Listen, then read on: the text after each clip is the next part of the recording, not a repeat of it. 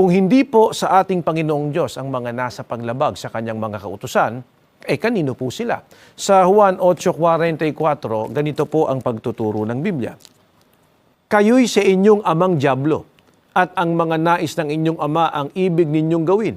Siya'y isang mamamatay tao buhat pa ng una, at hindi nananatili sa katotohanan, sapagkat walang katotohanan sa kanya.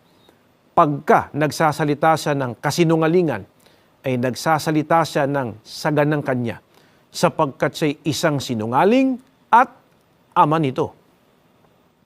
Ayon po sa ating Panginoong Kristo, ang wala po sa katotohanan o nasa paglabag sa mga kalooban ng Panginoong Diyos ay sa dyablo, sapagkat ang ginagawa nila ay kung ano ang nais ng dyablo.